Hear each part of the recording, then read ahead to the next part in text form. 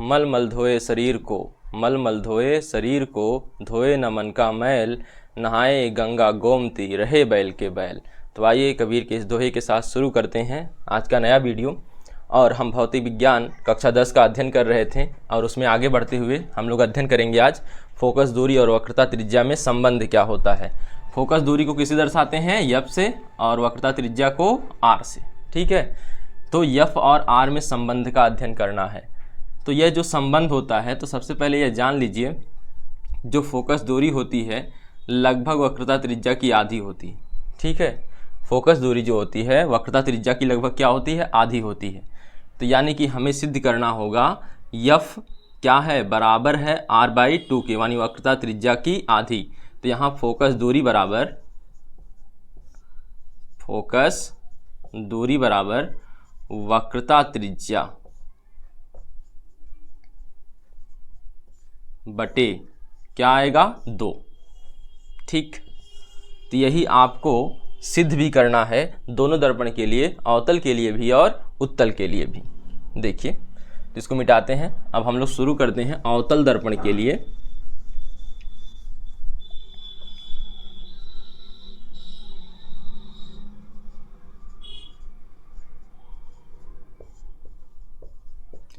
अवतल दर्पण के लिए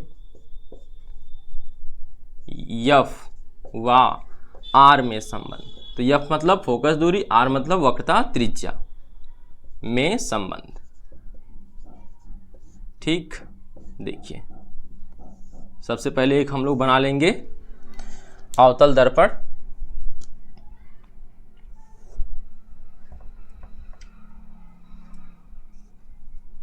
तो यह है आपके सामने एक अवतल दर्पण। कलई भी कर लेते हैं, बिना कलई के दर्पण कहलाएगा ही नहीं।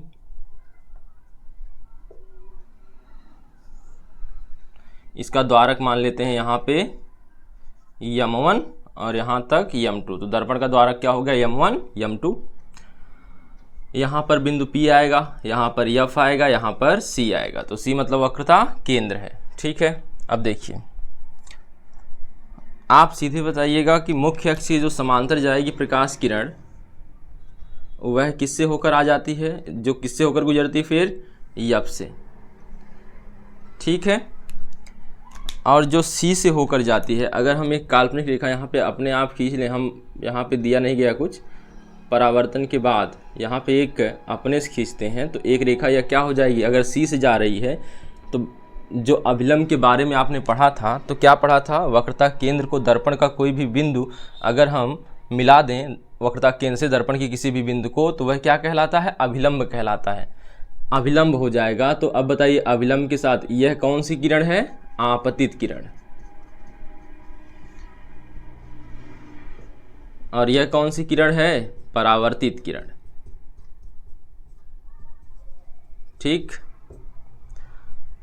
इसको हम लिख लेंगे A, B और यहाँ पर आ जाएंगे हम लिख देंगे C। ठीक, तो यह हो गई। यहाँ पे निकाल देते हैं इसको C तक।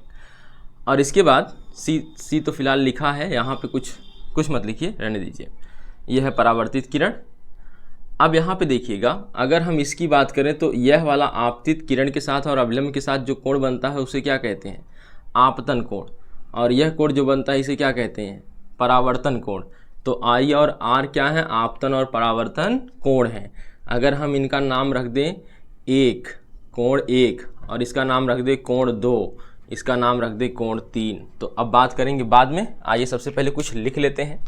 ठीक, यहाँ पे तो इसको सिद्ध करने के लिए सबसे पहले क्या लिखना होगा? एक यम1 यम2 द्वारक वाला कौन सा दर्पण है? अवतल दर्पण है। अवतल दर्पण है। किरण AB दर्पण के परावर्तक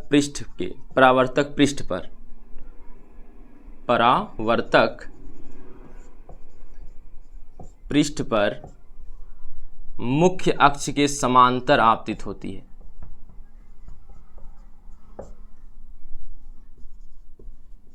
मुख्य अक्ष के समांतर, देखिए मुख्य अक्ष से समांतर गई है ना, आपतित होती है तथा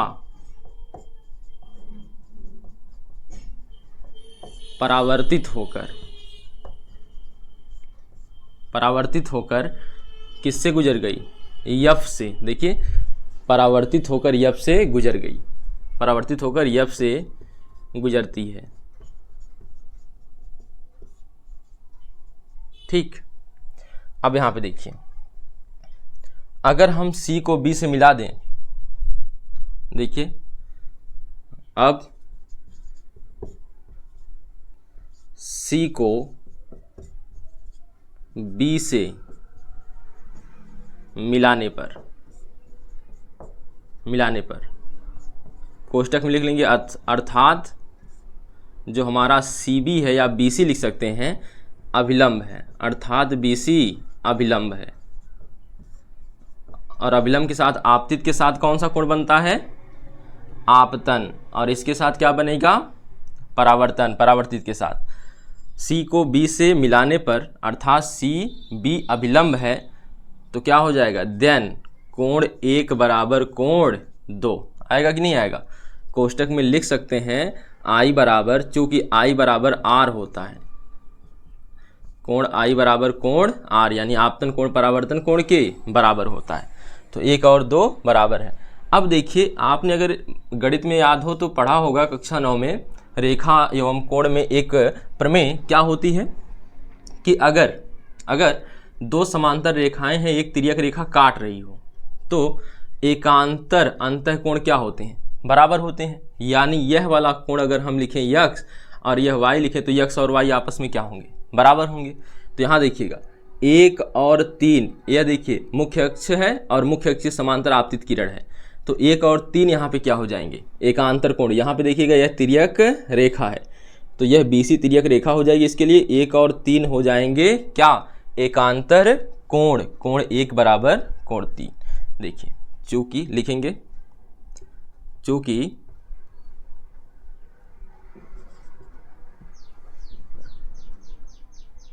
AB समांतर है, आप CP लिख सकते हैं, AB समांतर है CP, तो AB समांतर CP को तिर्यक रेखा, कौन सी इसको काट रही है, तिर्यक रेखा, यहाँ देखिए CB या BC, CB काट रही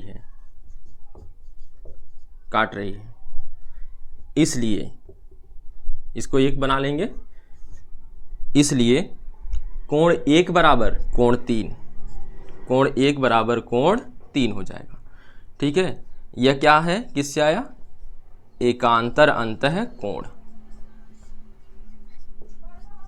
एकांतर अंतःकोण, यह हो गया। यह समीकरण नंबर क्या हो गया, 2। समीकरण 1 और 2 से,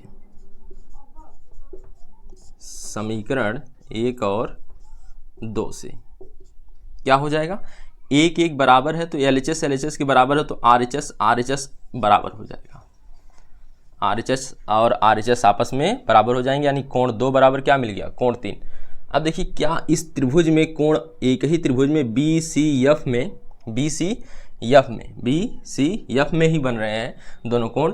तो यहाँ पे आपने एक प्रमेय और पढ़ी होगी, किसी त्रिभुज में यह 2 कोण बराबर हों, अगर यह कोण आपस में बराबर हैं तो इनके सामने की भुजाएं भी क्या होती हैं, बराबर होती हैं। तो 2 के सामने की भुजा है CF और 3 के सामने की भुजा है BF, तो दोनों आपस में क्या हो जाएंगी, बराबर। तो आइए देखिए, अब त्रिभुज किसमें, BCF में, चूंकि कोण 2 बराबर कोण 3, चूंकि कोण 2 बराबर कोण 3 है। ठीक, अब आ जाइए हम लोग शुरू कर लेते हैं यहाँ पे। ठीक है, कोण 2 बराबर कोण 3 है, इसलिए इसके सामने की भुजा, 2 के सामने की भुजा कौन सी है, CF, बराबर इसके सामने की कौन सी है, एफ बी, एफ बी, ठीक है, सी एफ बराबर एफ बी, यह आ जाएगा। अब देखिए यहाँ पे आप इसको बना सकते हैं समीकरण नंबर 3। हमारे पास यह तीसरा समीकरण आ गया। अब यहाँ पे इसको ध्यान में रखना है, ठीक। अब आइए इधर देखिए, अगर आपका दर्पण का द्वारक बहुत छोटा हो तो बी बिंदु कहाँ मिलेगा, पी पर। अगर इसको और छोटा करेंगे तो बी धीरे धीरे कहाँ आ जाएगा, पी पर। अगर बी पी पर आ जाए, अगर बी पी पर आ जाए तो आप बताइए, तो एफ बी और एफ पी में कोई अंतर रह जाएगा, नहीं रह जाएगा। तो लिखेंगे यदि दर्पण का द्वारक, यदि दर्पण का द्वारक अत्यंत छोटा हो,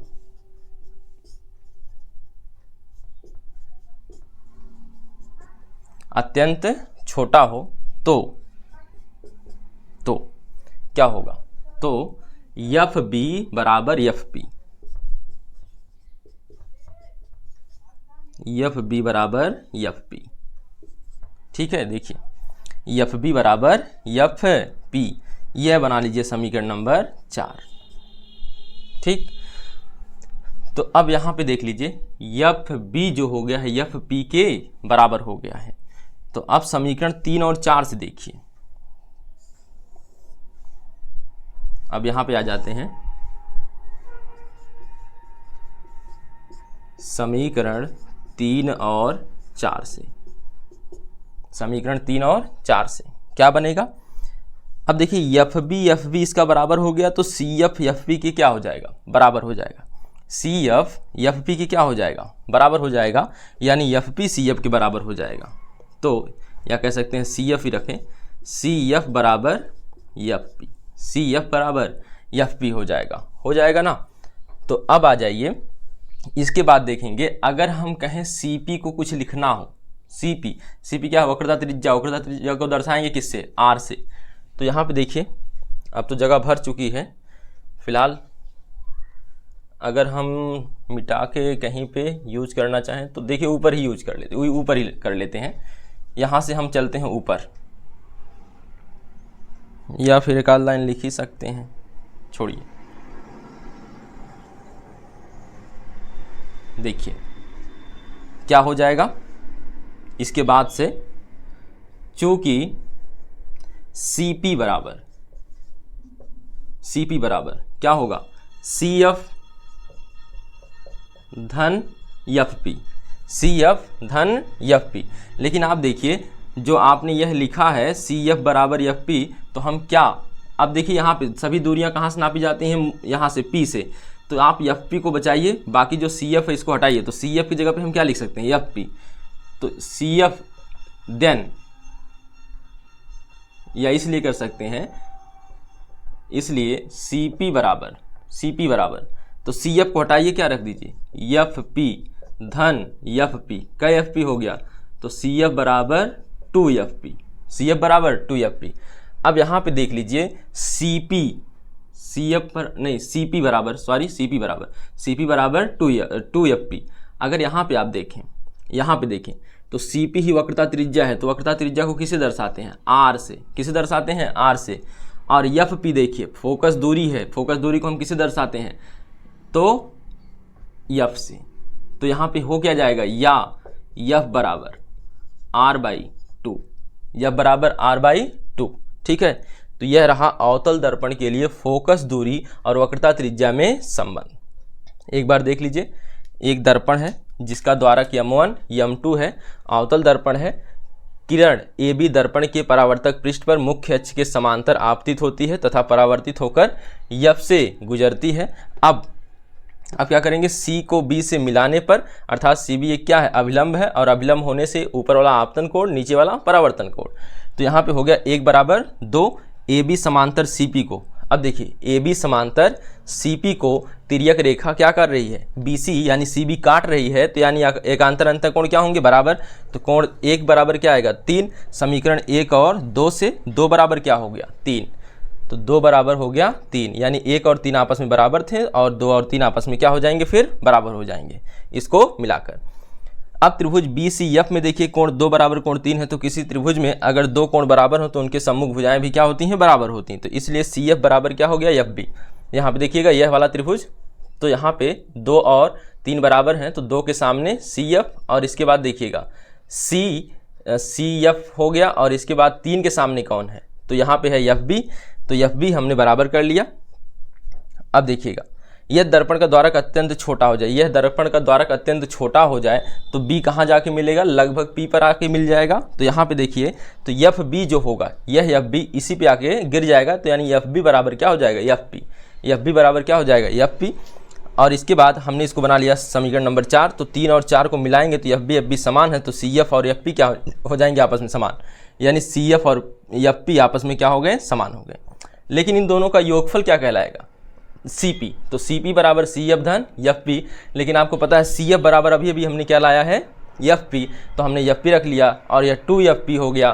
तो सी पी बराबर क्या हो गया, आर बराबर 2 एफ, क्योंकि सी पी वक्रता त्रिज्या है और एफ पी क्या है, फोकस दूरी है। ठीक, तो यह है, यहाँ पे हम दर्शा देते हैं, यह है फोकस दूरी और यह पूरा क्या है,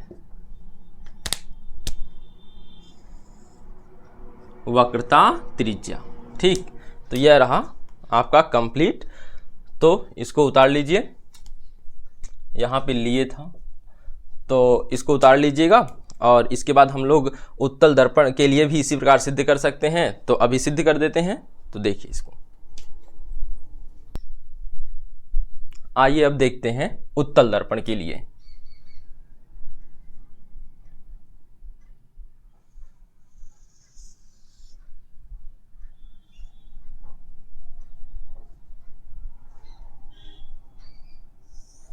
यह हो गया उत्तल दर्पण, कलई कर देते हैं।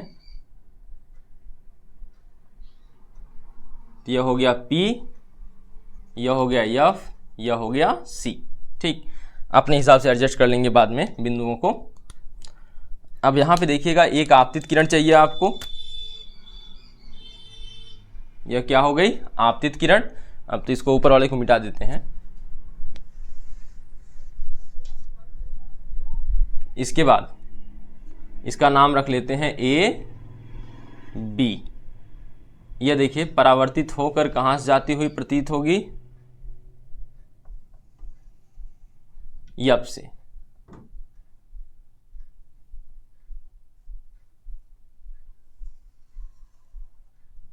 ठीक, तो यह लगेगा कहां से आ रही है, एफ से। अब यह बन गया। अब एक आपको अभिलंब खींचना है, तो अभिलंब जानते हैं कहां से जाएगा, तो यह देखिए वक्रता केंद्र से। तो हम यहाँ पे अभिलंब बनाते हैं, यहाँ पे यह डॉट लाइन से रहेगा।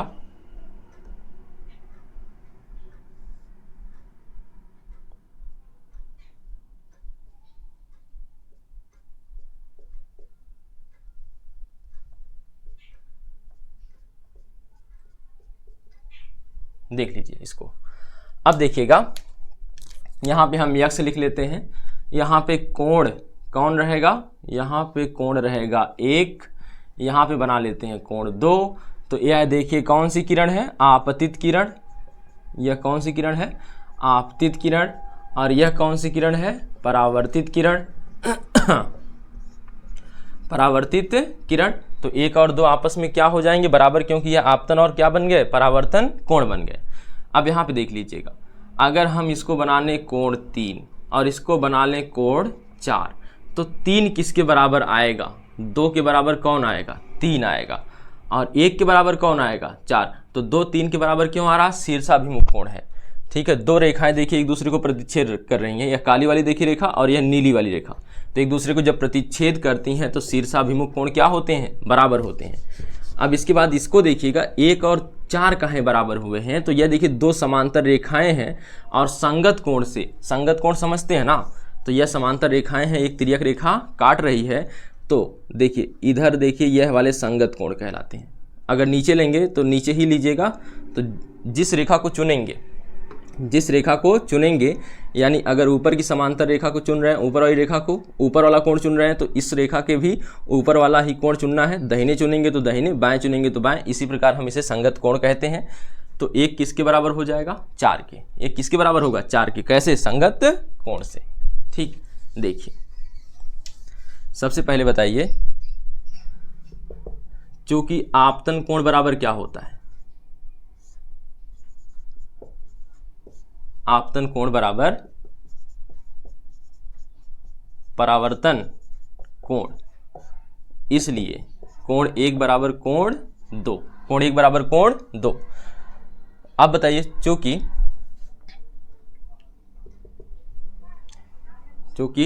कोण 2 और कोण 3 शीर्षाभिमुख कोण है, शीर्षाभिमुख कोण है, इसलिए कोण 2 बराबर कोण 3, यहाँ पे यह समीकरण 1 बन गया, यह समीकरण 2 बन गया, तथा ये देखिए 2 और 3 शीर्षाभिमुख हो गए, समझ में आ गया होगा। तथा कोण 1 बराबर कोण 4 क्या होगा? यह भी बराबर होगा, कैसे कोण है? संगत कोण है। देखिए ए बी समांतर तथा ए बी समांतर पीसी को या सीपी को तिर्यक रेखा कौन सी लेंगे? अब यह ध्यान देना है, तिर्यक रेखा कौन सी लेंगे? तो यहाँ पे देखेंगे, यह देखिएगा यह वाली काट रही है, यहाँ पे 4 तक जाना है तो तिर्यक रेखा BC है, तो तिर्यक रेखा BC काट रही है, इसलिए ठीक यहाँ पे चौकी लगा लीजिएगा, इसलिए कोण 1 बराबर 4, कोण 1 बराबर कोण 4, तो यह समीकरण नंबर 3, समीकरण नंबर 3। तो अब बताइए 1 के स्थान पे हम क्या रख सकते हैं? 3, और 2 के स्थान पे क्या रख सकते हैं? देखिए 2 के स्थान पे क्या रख सकते हैं? यहाँ पे 3, और 1 के स्थान पे क्या रख सकते हैं? 4। तो यानी कि हम समीकरण 1, 2, 3 से अगर बात करें तो हमारे सभी यानी कि यहाँ के कोण 3 और 4 भी क्या हो जाएंगे? बराबर। समीकरण 1, 2 और 3 से देखिए हमारे पास कितना है? कोण 1 बराबर कोण 2 है, तो 1 के स्थान पे क्या मान रख सकते हैं? 1 के स्थान पे 4, और 2 के स्थान पे क्या रख सकते हैं? 3। तो कोण 4 बराबर क्या आएगा? 3। कोण 3 बराबर क्या आएगा? 4, या 3 बराबर 4 या 4 बराबर 3। तो यहाँ पे क्या हो जाएगा? कोण 3 बराबर कोण 4। तो 1 और 2 और 3 से, ठीक। तो यह हो गया आपका बराबर। अब लिखेंगे, अब त्रिभुज किसमें? ये देखिए त्रिभुज BCF में, त्रिभुज BCF में चूँकि कोण 3 बराबर कोण 4 है, इसलिए इसकी सम्मुख भुजाएं क्या होंगी? बराबर होंगी। तो 3 के सामने देखिए कौन है? तो 4 के सामने पहले देखिए BF या FB बराबर, अब देखिए 3 के सामने कौन है? FC या CF, यह बन गया आपका, या FB बराबर CF। आप इसे समीकरण नंबर 4 कर सकते हैं, ठीक। तो आगे देखिए, अब आप बात करें जब यह हो गया, अगर दर्पण का द्वारक छोटा कर लिया जाए, दर्पण का द्वारक यदि दर्पण का द्वारक अत्यंत छोटा हो,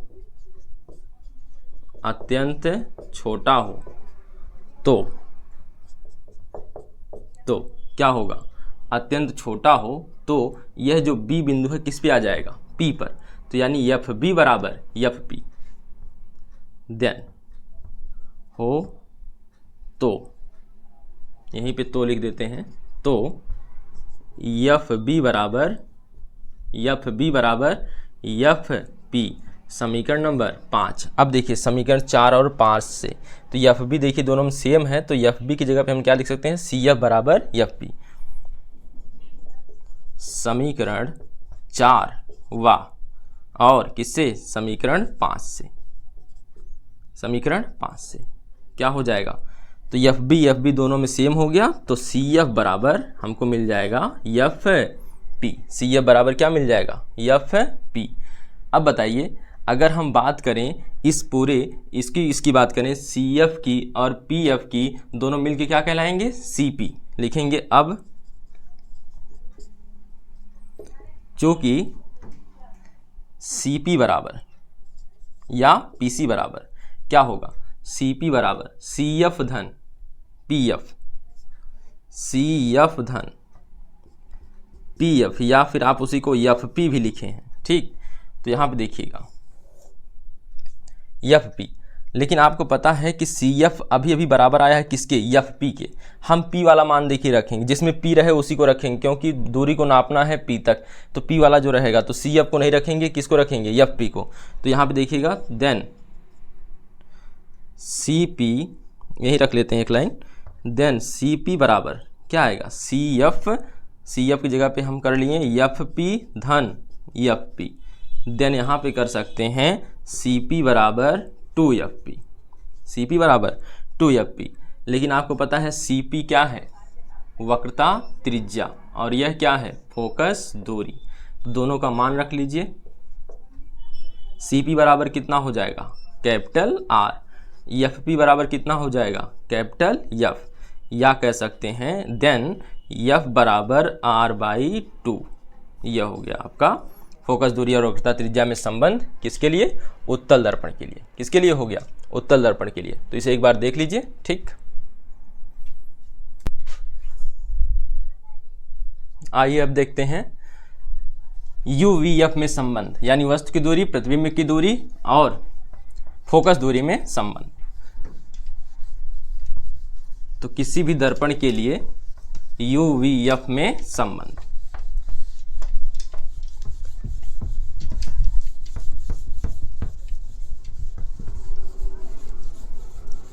एक चीज हमेशा याद रखना है, दूरी को कहां से नापते हैं, दर्पण के लिए दूरी को P से मापते हैं।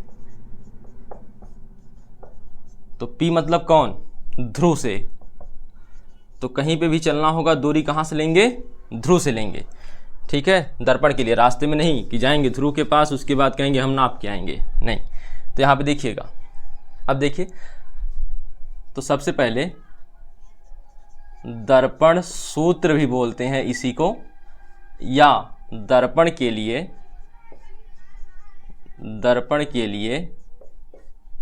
U,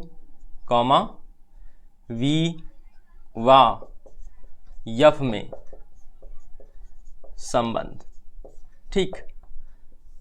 दर्पण के लिए UVF में संबंध। तो सबसे पहले आता क्या है, बाद में देखेंगे कैसे आता है।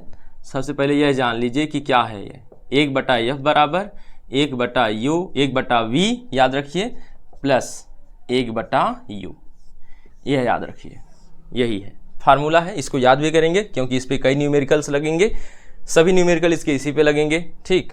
आइए अब शुरू करते हैं अवतल दर्पण के लिए, फिर उत्तल दर्पण के लिए देखेंगे।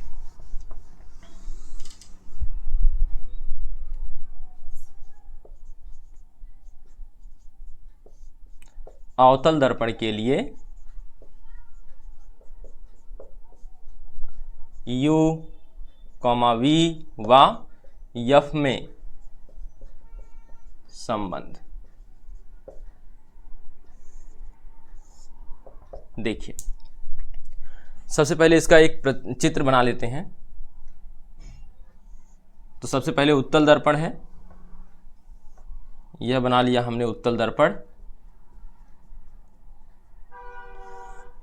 यह बन गया P। उत्तल दर्पण का ज़्यादातर प्रतिबिंब कहाँ बनता है, इसी साइड बनता है। तो यह देख लीजिए P हो गया, यह हो गया F और यह हो गया C, ठीक। अब देखिए एक वस्तु मान लेते हैं यहाँ पर रखी हुई है,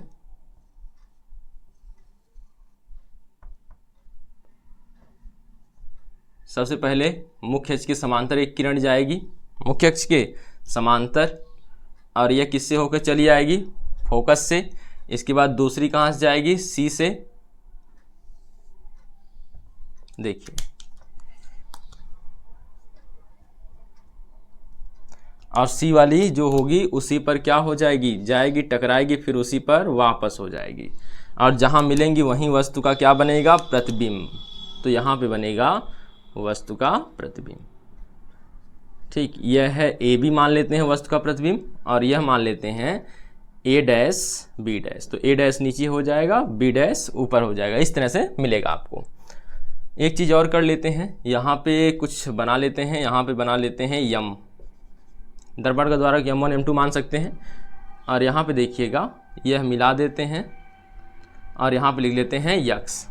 ठीक, अब ध्यान दीजिएगा, तो एक आपके पास क्या है, अवतल दर्पण है, अवतल दर्पण है। अब देखिए सब कुछ लिखने से बेहतर है कि आप समझ रहे हैं यह आपतित किरण है, यह वस्तु है, यह प्रतिबिंब है, तो हम केवल इतना एक लाइन में लिख देते हैं, अवतल दर्पण से चित्र में दिए गए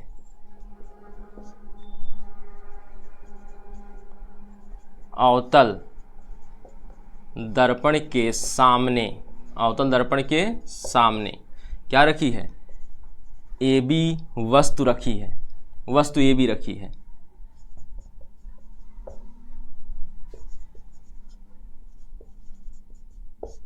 वस्तु AB रखी है जिसका प्रतिबिंब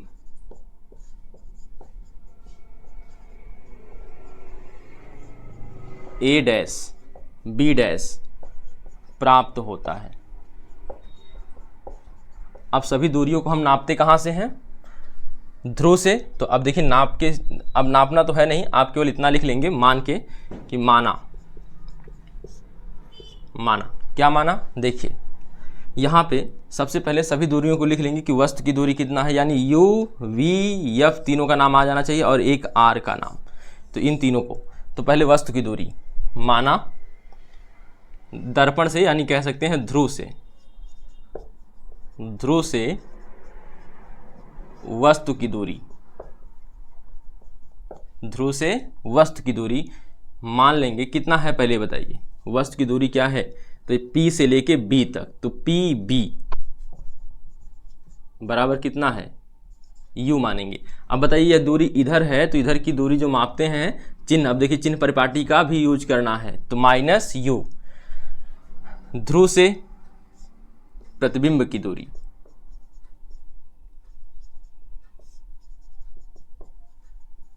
अब देखिए प्रतिबिंब की दूरी के लिए कौन सा यूज होगा, तो B डैश, तो यानी P से कहां तक, B डैश तक, तो PB डैश।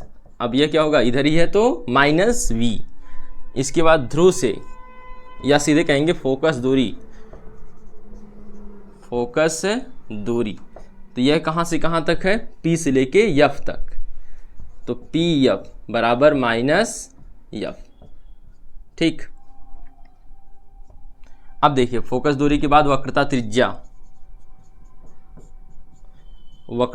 कहां से कहां तक, तो P से लेके C तक, तो PC बराबर कितना हो जाएगा, बराबर PC बराबर हो जाएगा आपका R, और यह भी किस में, माइनस में। ठीक, तो यह सभी हो गए नाम, मान लिया हमने, सभी दूरियों को मान के लिख लिया।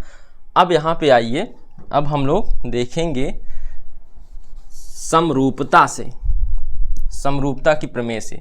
देखिए यहाँ पे अगर आप देखें तो यह दोनों त्रिभुज देखिए, पहले वस्तु के साथ और प्रतिबिंब के साथ, वस्तु के साथ और किसके साथ, प्रतिबिंब के साथ। तो आप जब देखेंगे इसको तो यहाँ पे देखिए यह वाला कोण कै डिग्री मिलेगा, 90, और यह वाला कोण कै डिग्री मिलेगा, 90 डिग्री। और यह दोनों कोण कैसे हो जाएंगे, शीर्षाभिमुख। तो दो त्रिभुज समरूप होते हैं यदि उनके दो कोण क्या हों, बराबर हो। तो यहाँ पे देखिए इसका यह कोण इसके बराबर, इसका यह कोण इसके बराबर, तो दो कोण आपको बराबर मिल रहे हैं, इसलिए यह दोनों त्रिभुज कैसे होंगे, समरूप। ठीक है, गणित में समरूपता से आप लोग समझ सकते हैं। तो यहाँ पे समरूप त्रिभुज है, और समरूप त्रिभुज के लिए जो शर्त है कि उसके संगत जो भुजाएं होती हैं, समरूप त्रिभुज की संगत भुजाओं का अनुपात होता है बराबर। तो संगत भुजाएं देखिए, तो ए बी के संगत क्या है, वस्तु के संगत प्रतिबिंब, तो A dash B dash, A B बटे ए डैश बी डैश। अब देखिए इसको नहीं लेना, हमको अपने अक्ष पे रहना है। ठीक, तो यहाँ पे आ जाएगा बी सी, पहले इस त्रिभुज का ले रहे हैं तो ऊपर इसी त्रिभुज का रहे, बी सी बटे B dash C dash, B dash C B dash C, तो इसका बटे इसका। ठीक है, इसी प्रकार यहाँ पे हम आएंगे तो लिखेंगे चित्र में जो कि त्रिभुज कौन कौन से, ए बी सी, त्रिभुज ए बी सी क्या है? त्रिभुज ABC तथा दूसरा त्रिभुज कौन है?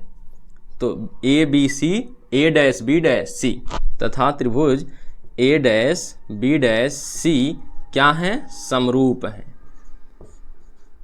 क्या है? समरूप है। इसलिए यही वाला जो लिखे हैं तो यहाँ उतार देंगे AB बटे A', B' और BC बटे B', C। ठीक, यह हो गया समीकरण नंबर 1। अब यहाँ पे आप देखेंगे, इसके बाद इधर देखिए, यह जो हमने रचना कर दी इसके आधार पे यह दोनों त्रिभुज भी समरूप होंगे, क्योंकि रचना की है यहाँ पे लंबवत खींचकर। यह देखिए 90-90 हो गया। ठीक, और यह वाला कोण शीर्षाभिमुख कोण तथा त्रिभुज कौन कौन सा? यम यक्स यफ वा दूसरा त्रिभुज कौन सा है बताइए? M X F A', B' F समरूप है। ठीक, इसलिए इसमें भी संगत भुजाओं का अनुपात क्या हो जाएगा? बराबर। तो इस सबसे पहले इसको लिखिएगा mx बटे A', B', mx बटे A', B' बराबर होगा किसके? fx बटे fb',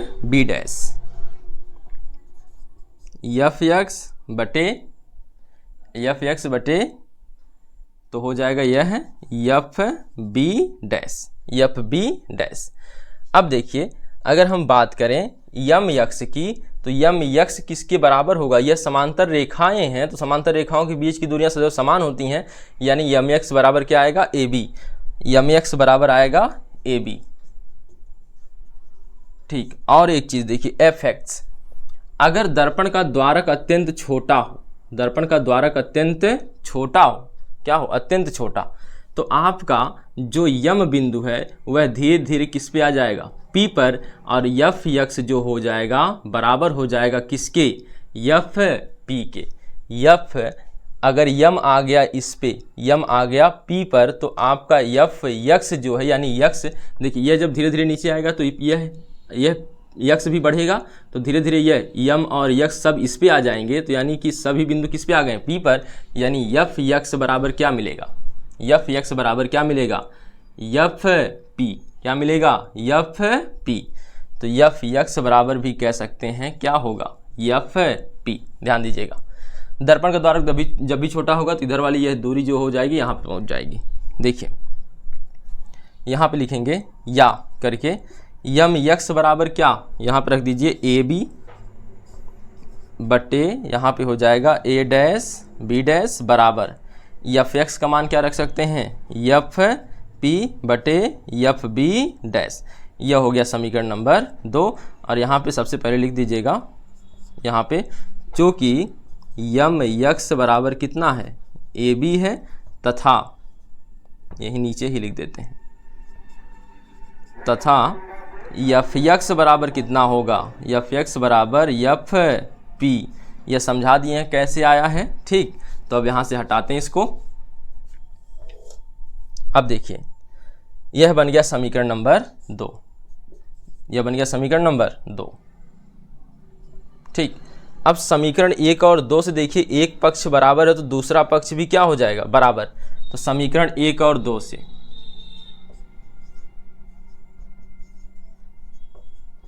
LHS बराबर है तो दोनों के RHS आपस में क्या हो जाएंगे? बराबर। तो RHS क्या हो जाएगा? BC बटे B', और इधर वाला क्या हो जाएगा? FP बटे FB'। अब देखिए, दूरियों को हम नापते कहाँ से हैं? सभी दूरियों को ये P से। किससे नापते हैं? P से। जो P तक नहीं पहुँचा सबको मार मार के P तक पहुँचाइए पहले। तो कहाँ से? जैसे BC है, BC को पहुँचा देंगे P तक, तो यह इतना बढ़ गया, तो हमको BC लिखना है तो हम लिख सकते हैं BP minus CP, BP minus CP या PC। देखिए, तो BC को अगर लिखना है तो हम लिख सकते हैं पूरा, इतना ही लिखना है तो हम पहले लिख देते हैं BP या PB माइनस, हाई पूरा ले लिए हैं तो हाई इतना बढ़ गया तो माइनस BC बटे अब बी डैश सी डैश, इसको भी मार मार के कहाँ पहुँचाइए, पी तक। तो बी डैश सी यहीं तक है, कहाँ है, बी डैश सी, देखिए यही है, यह हिस्सा बी डैश सी है।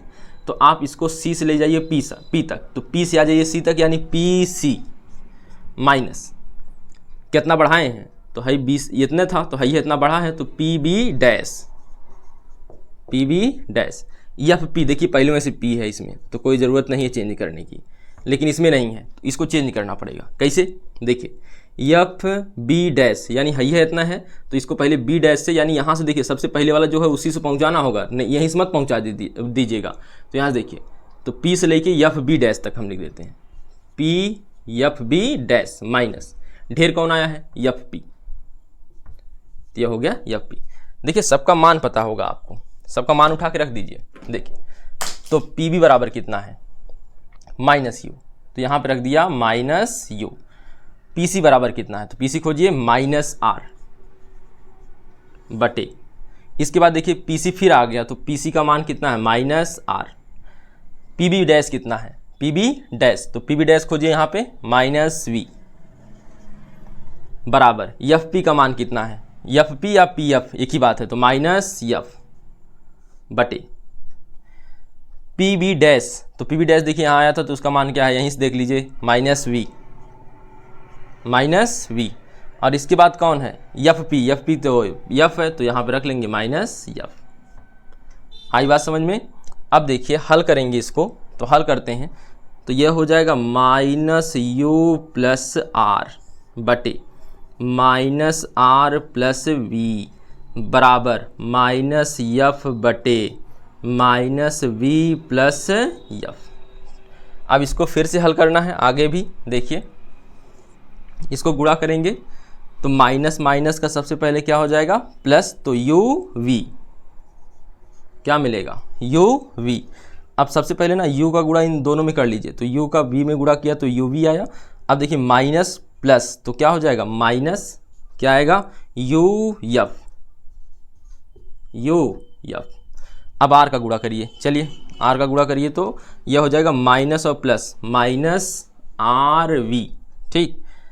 और इसमें गुणा करिए अब एफ में, तो क्या आएगा, एफ आर दोनों प्लस है तो चिन्ह आ जाएगा R F.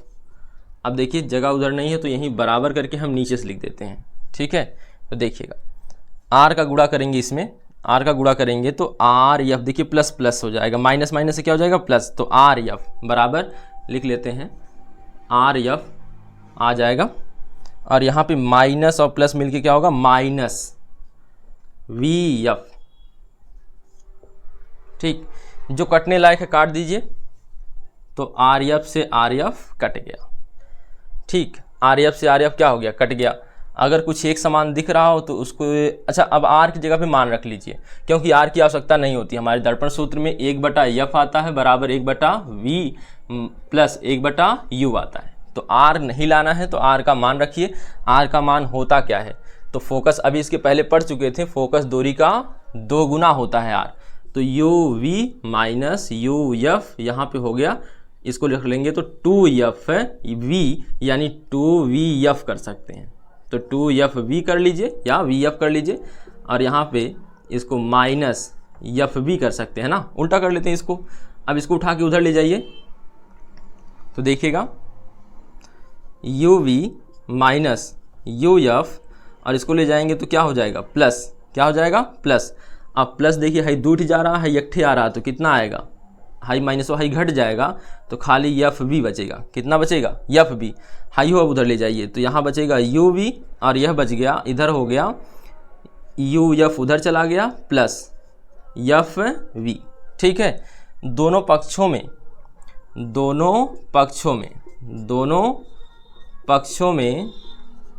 You V F से भाग देने पर, यू वी एफ से भाग, ठीक है।